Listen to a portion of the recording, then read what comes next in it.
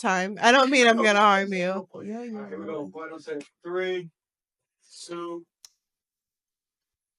Hey, it's your girl, Ashley Nicole. And it's Moriah. Yo, it's Coco. And this is A Curvy Mindset. Brought to you by Black Diary Love. Period. So today, I feel like our third episode is on a topic that needs to be discussed between family members, friends, and even honestly, just a random person on the street.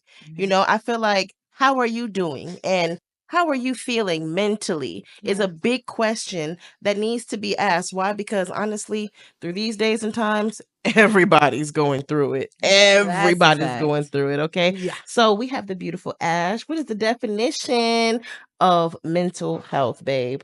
Well, the definition of mental health is mental health includes our emotional, psychological, and social well-being.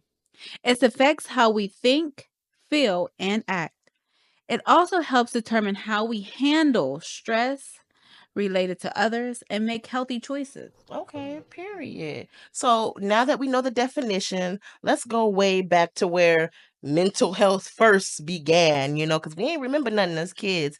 But when puberty came, when the old puberty fairy came, how was your mindset and how did it affect your day-to-day life going through all of those changes at once and your mind just racing? Mo? For me personally, I think puberty is where I got my first dramatic exposure to the negative side of mental health. Because I was top heavy. I started growing boobs very young, very early, and when they came, boy, did they just come. They just attacked me all at once. It was like no training bra, right? You're right on up in it. And for any woman who has assets, who's been blessed with some larger than normal assets, you already know, especially at a young age, you know how that brings so much attention that you don't want boys at the time. They don't pay attention to your face. They don't pay attention to the things you're saying. They're just honed in on those 2 bumblebees on your chest, or if it's your behind, they just trying to wait for you to turn around and see your behind. And then as I would get into, trying to get into the dating world, getting to know somebody and truly get to know them for them, in turn, they didn't really care to know me for me. It was more so, oh, you've got big titties, so I'm trying to touch on them. I'm trying to get freaky. What do you want to do? Versus getting to actually know the person that I am and building a relationship based off of that. So for me, going through puberty, although it was also fun in a way because I am turning into a woman, for the most part, it did make me question, my self-worth. It made me question how much I value myself. And I went through a huge battle of, just self-hatred because of I viewed my body as something so negative when it really shouldn't have had to be viewed like that at all. Yeah. What about you, Ash? Well, when I was coming into puberty, I was very much so unaware of the things that it was going to bring. I got a lot of comments like, let's have t-shirt and water fights, and the boys would come up and are trying to grab on you. They want to they just want to touch more than usual than you're used to being touched. And when you're younger, you're like, well, this is my body, this is my temple, do not touch me. And you find yourself having to really fight people off on a day-to-day basis because you're just growing into yourself. And that could be a hard thing to deal with because you don't know how to navigate that when you're in such a young age. A lot of the time you're just trying to get to know yourself, and now you have to get to know your own body, but then at the same time fight other people off your body. Right. So it's a lot to navigate. Getting my lady, getting taught that once you get that, you have to really be mindful of the things that you do because you can get pregnant. You know what I mean? Then it's like, okay, even though at that time I wasn't doing anything to get pregnant, but just knowing that also set a light under me that would make you really kind of nervous and kind of like standoffish about how you approach certain things. So it was a lot. It was a lot to get to understand and learn and know, things that I probably should have did a little bit more research or got more backing on. All I got was what my grandmother told me or what my mama or my auntie told me. But most of the time, you might want to, ask more questions. Um, in school, they gave you, a touch of everything, but it's really a lot of things that you have to get more definition to. Right. Yeah, okay, period. I I love your agree. answers. So for me, puberty was crazy as fuck because a lot of things were hitting me at once. It was my boobs were coming in.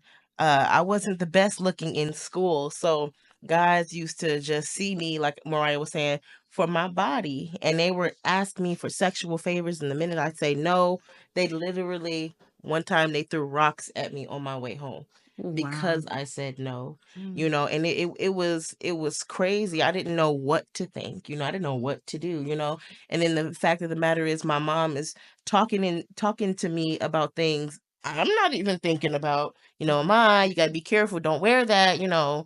The first man to ever hit on me was in 7th grade, and that's because I had a full body at 7th freaking grade.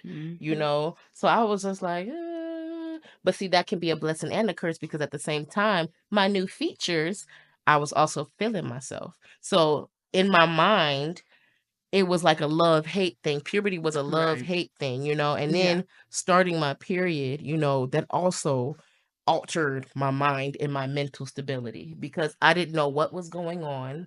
I didn't know why it was going on, and I don't understand why we got to go through it. You Yeah. know, um, but yeah, that's how puberty was for me. It wasn't that bad, but at the same time, it was definitely some learning lessons within that time frame.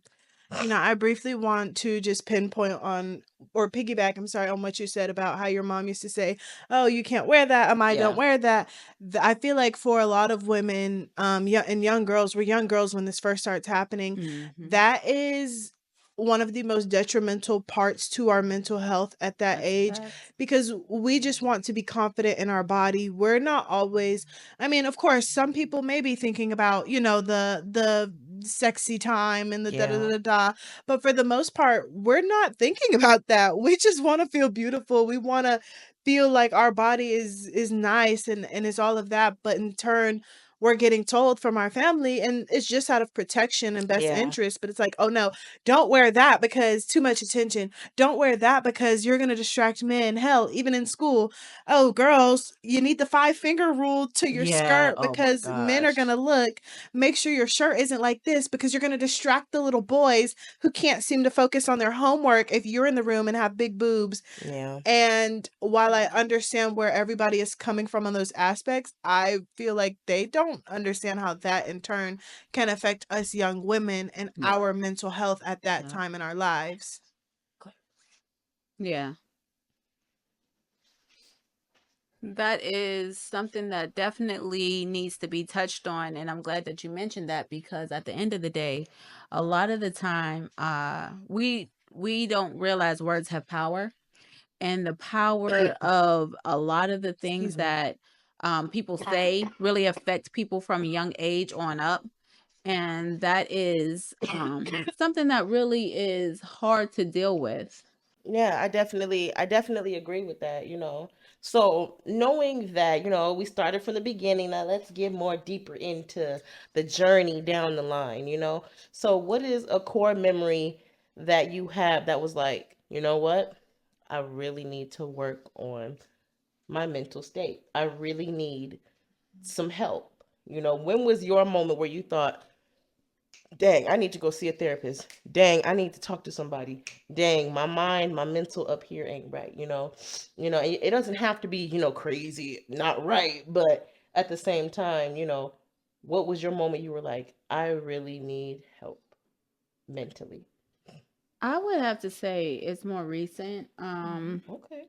I was in a trauma filled relationship, marriage, Mm. and it was it was horrible. It was really something that I never would have thought that I would ever go through. You hear these stories and you tell yourself all the time, "Oh, it could never be me.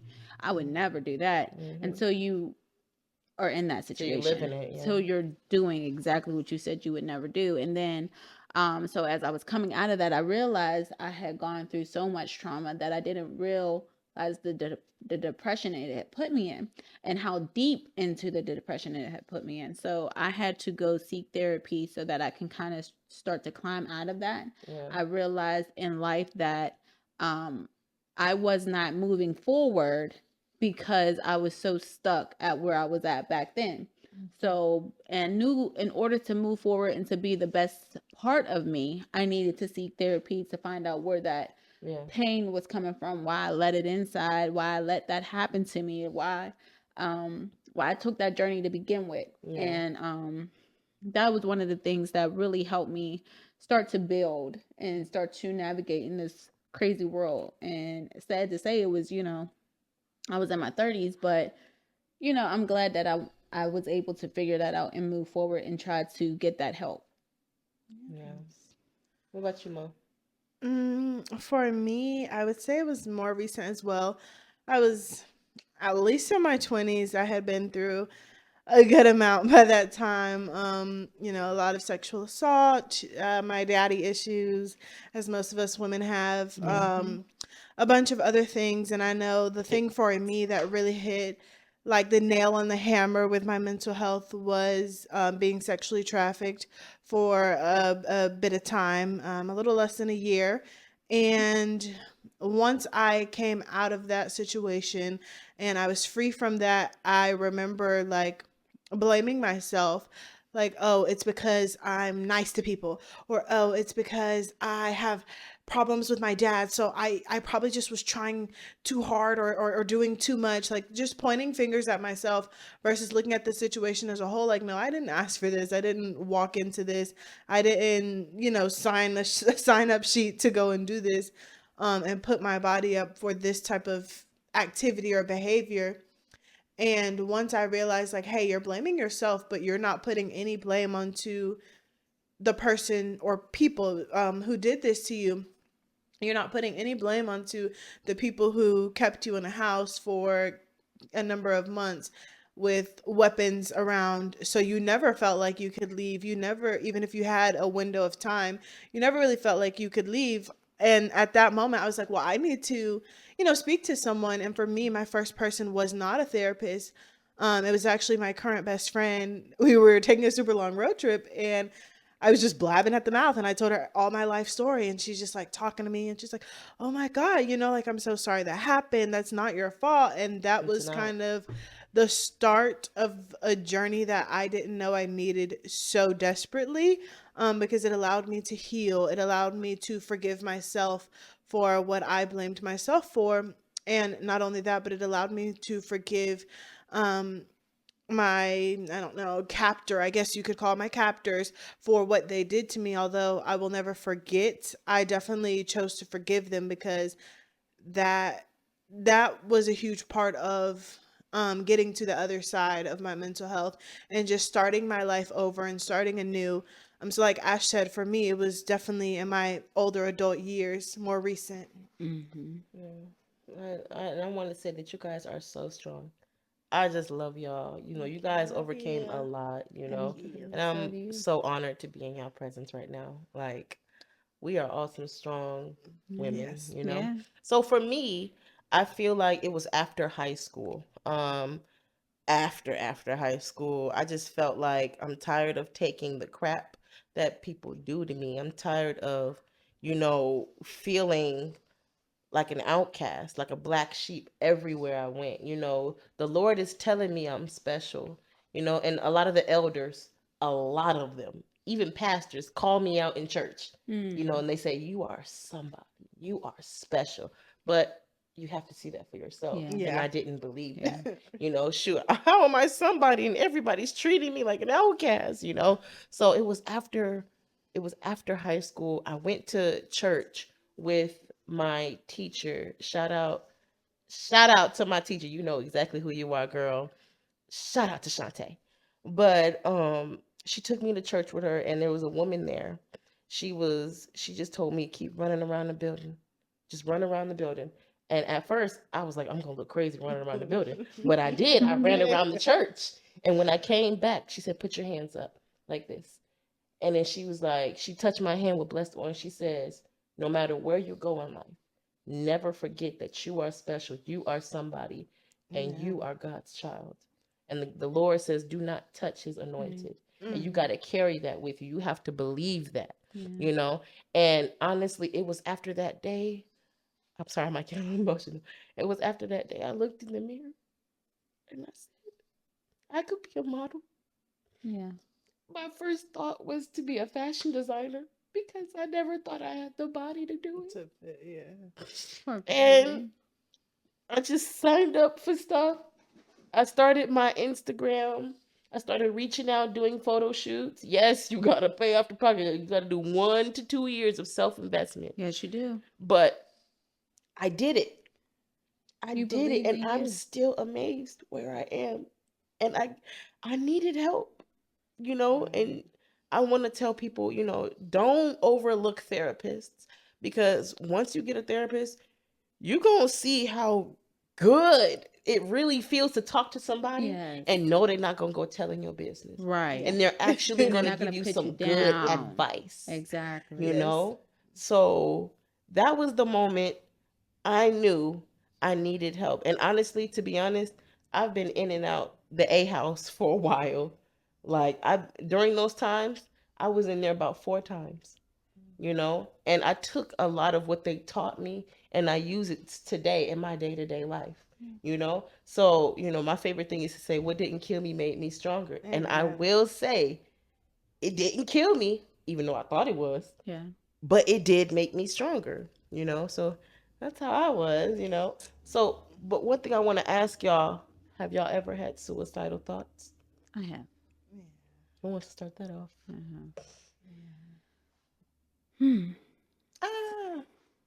By the way, if anybody has any suicidal thoughts, please call that number or contact us down below. We really want to hear from you, and we will always be here for you. Yes. So for me, it was like a constant plague, I would call it, or like a reoccurring matter. It's like clockwork. Oh my gosh. Life gets great, and then something happens, and it's just like, whoa. It went back to shit. Yeah. So, my first introduction to the thought of suicide was, I believe, mainly because of my own conversations in my head. I didn't really have a huge relationship with my father as an adolescent, and I perceived my mom and my sister's relationship, my older sister, to be just so great. I thought they were besties, and I was like the outsider. I was the black sheep. Nobody wanted to be around me. Nobody wanted to talk to me. Nobody related to me.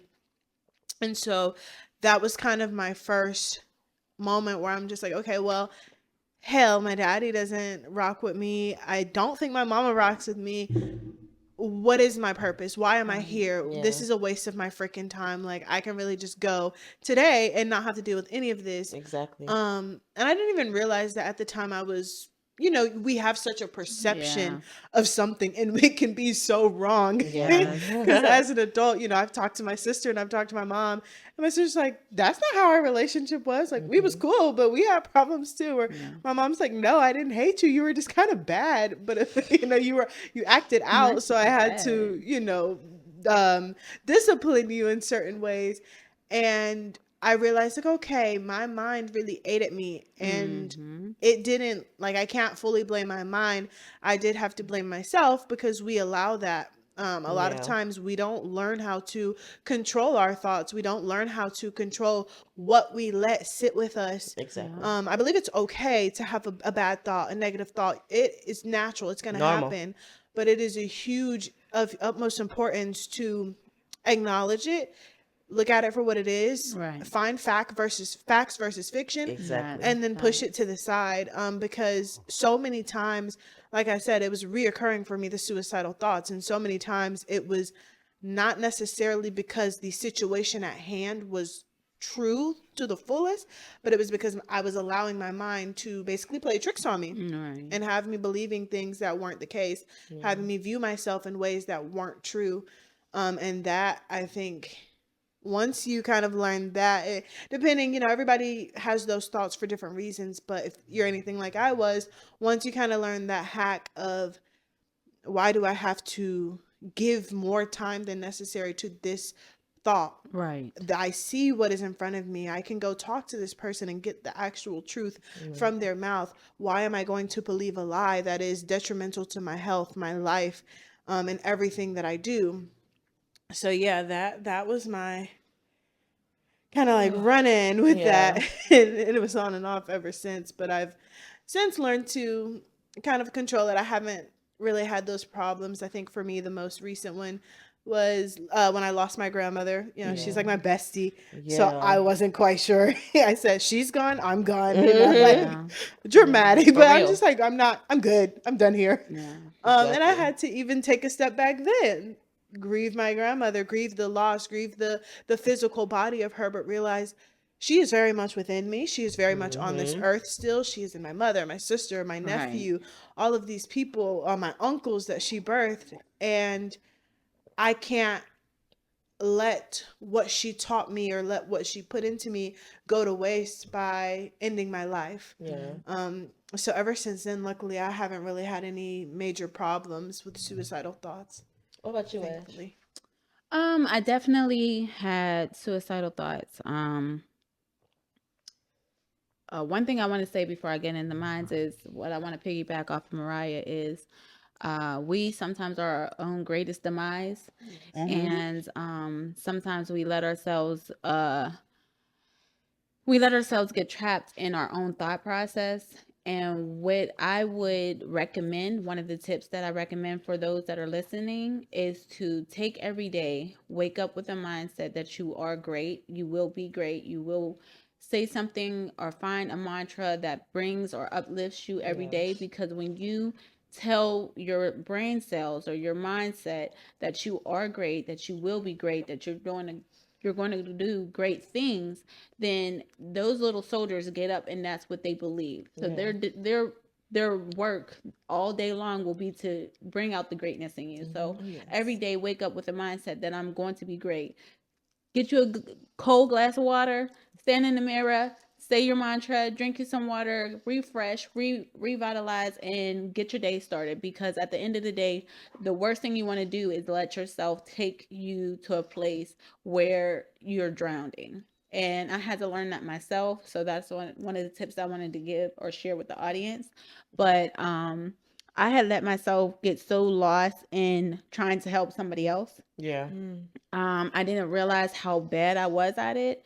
That I had drowned myself in trying to better somebody else's life. Somebody that was going through way more than I could ever imagine that I could help with. And I got caught there. And when I got caught there, I realized that he was bringing me down. And when he was bringing me down, it was so treacherous to me that I sat down and I truly thought it would be better if I just left the earth. Like, if it wasn't for my children, I wanted to just jump out a window. Like, it was just that bad. Like, I had stayed in this apartment. I was on the second floor, literally down below the back window. There was nothing there. Nothing would have caught me. Nothing would have saved me. It was pavement at the bottom of it. I just wanted to. He was literally in the process of beating on me and taking me down a road that was just, it was horrid. It was not good.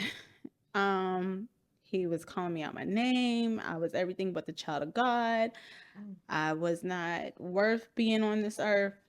And if it wasn't for the fact that I heard my kids in another room, I probably would have just gone ahead and jumped out that window. I'm glad you did, girl. Okay. You are so strong. But God was there, and he knew to let me hear their voices in the other room. Yes, God. So I curled up into a ball by the window underneath it, and I just let him do what it is that he had to do to release whatever stress or whatever anger he had.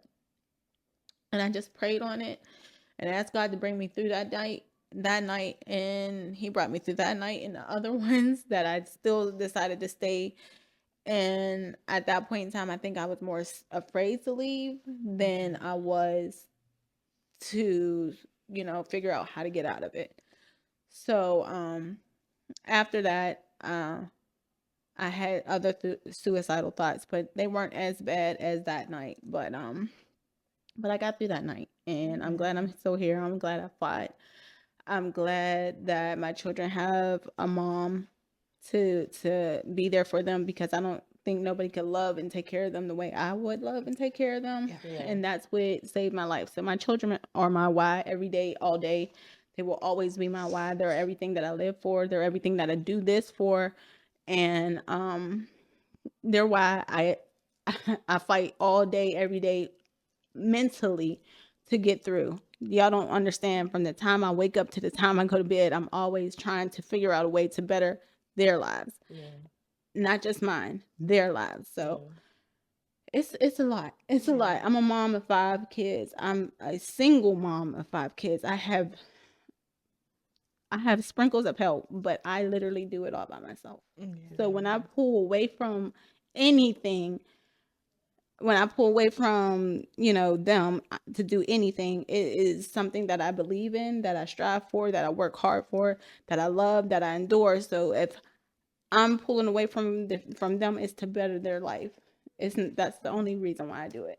And they would be so proud. And I feel like, especially with you having 5 kids, maybe not all 5 may have understand or have known what was happening back then in those times, but at least one does. And while of course, nobody wants their kids to know of any type of domestic violence, any type of um super bad relationship moments, I think the good thing about that is they can see the resilience in you every day. They can see the strength in you. My mother went through something so, brutal and so something that was sent to ruin her, to harm her, to break her down, and instead it flipped her into an entirely different beast of an animal in the most positive way possible. So I'm not your child, but I'm sure they're very proud of you. Exactly. I am sure they think you are resilient. They know that you are strong, and they are honored to call you their mother, for sure. And she be doing the damn thing. 5 kids and be doing it. So Period. I know they love her. Period. What about And you? Miss Coco? Oof. Shit. I didn't had suicidal thoughts so many times, and I've only tried to act on it 3 times. But ever since the the first time I was real close, but the last time I did it, it was actually before I moved to Atlanta, and the last time I tried to do it, the last time I tried to do it, I felt like everybody and everyone was against me. My relationship was over. My mom and I, we were butting heads a lot. And then my grandma passed. My sisters and I weren't seeing eye to eye. I wasn't feeling like I was fit to be here. And I kept asking God, why don't you hear me? Why don't you love me? Why are you letting me go through these things? I thought you brought me here to to be something, to achieve something, to live life and learn, but I didn't know it would come with all this. Excuse me. See, I'm here. I'm here and I'm sick. I'm doing my thing.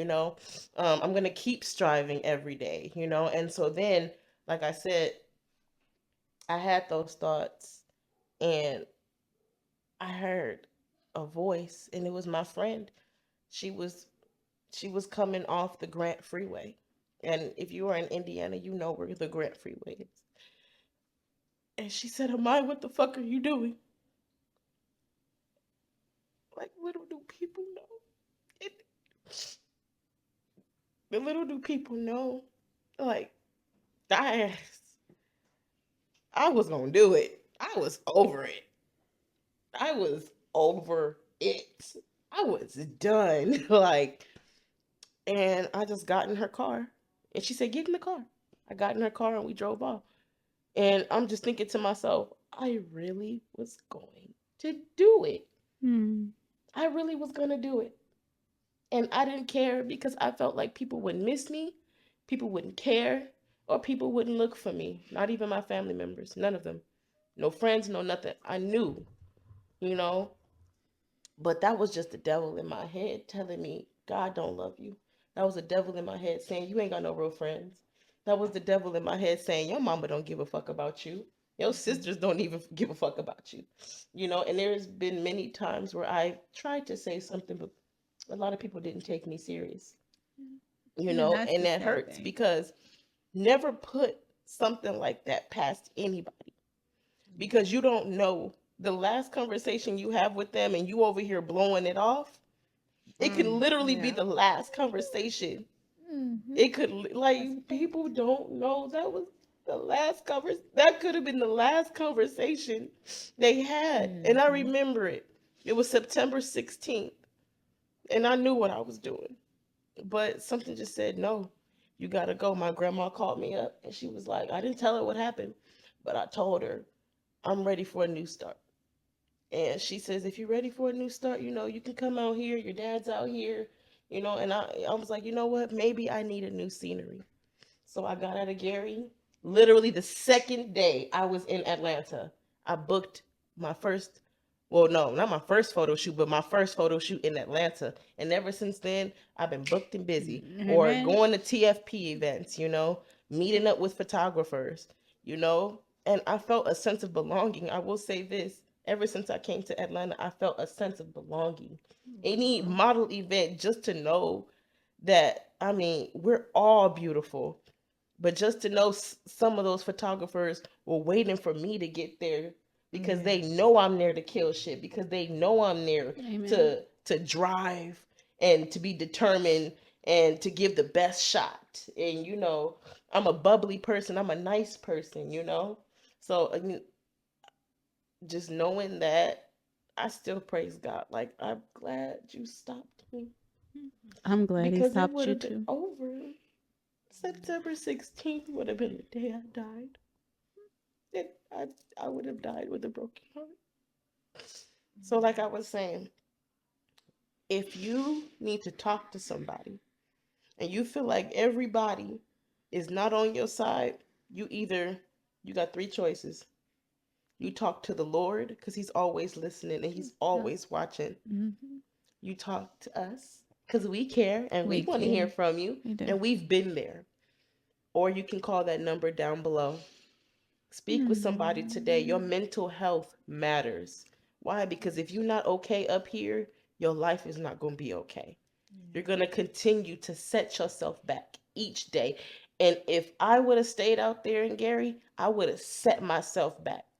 Sometimes you need to move. Sometimes you need to get out of your comfort zone. Yeah. That's what a lot of y'all need to do. Y'all need to wake up, smell the roses, know that there's life elsewhere. It don't matter if you got money. Shit. Leave everything behind that's caused you any bad memories and rock on. Continue to go. You know, and like I said, I'm glad you guys are here with me. And I want to tell you, Amai, every time you showed up to anything that I've done, been in, you've always been a bubbly spirit. Your spirit, your glow, it is abundant, and you light up a room when you walk in it. So I just want to know, I just want you to know that we're glad that you made it through and that your bright light shines upon us all. And we love you so much. I love y'all. I love y'all. And to anybody watching, it's not so often obvious or noticeable. So ask people questions, and when you ask them a question, truly listen. One of my biggest pet peeves is oh, how are you feeling, how are you doing, but they don't really care. They want you to say good and they want you to move on. It'll say, oh, okay. Right. Well, anyway, I was talking to you about this. Like, damn, literally I thought you was asking about me. It's like, oh, I have something to say about, okay. But I encourage you guys, if that is you, if you're somebody who behaves like that, take a second to say, hey, how are you doing today? Yeah. And it may not be negative. And if you have, or it may not be positive. And if you have something negative to say, just let a person know. Are you, I've got something heavy I want to let off my chest, and let it off, because things need to be said. It's like I said, it's not always obvious. It can be the most bubbliest person in the world. Typically the ones that are just hee hee hee ha ha ha all day, every day, never no issues. The sun shines out of their ass. They're going through a lot that they don't talk about because they feel like they can't. So step up. Everybody, if you have the power and ability to step up and help someone, do it. What is stopping you? There is absolutely nothing stopping you from speaking to someone, giving them a listening ear, maybe a piece of advice, a hug, a smile, a smile, even something, and possibly saving a life. Exactly. So one more thing I want to say before we go. I got some homework for y'all out there. Yup. I do. And we want to hear about it in the comments. You hear me? And I want to hear my dog ate it. You can type it. Okay? But I want you guys, if you are kids watching this, I want you to go home and I want you to ask your parents, how are you feeling today? Right. How was the first 3 years of raising me for you? And how did it affect you mentally? And parents, you ain't excluded from this. I want you to actually sit down with your children, listen, not to respond, but to understand. Put the phones down. Exactly. No phones, no TVs. Go to Starbucks. Everybody loves Starbucks. Right. And actually talk to your child and say, hey, where are you mentally? And don't take no generic answer. Oh, mom, I'm okay. Oh, dad, I'm all right. No. You sit and you talk to them. And if anybody ain't got no family members or friends, talk to your friends too. Your friends need to hear it too. You never know what people's going through behind closed doors, Right. So with that being said, yo, it's Coco. It's Moriah. And it's your girl, Ashley Nicole. And this has been A Curvy Mindset.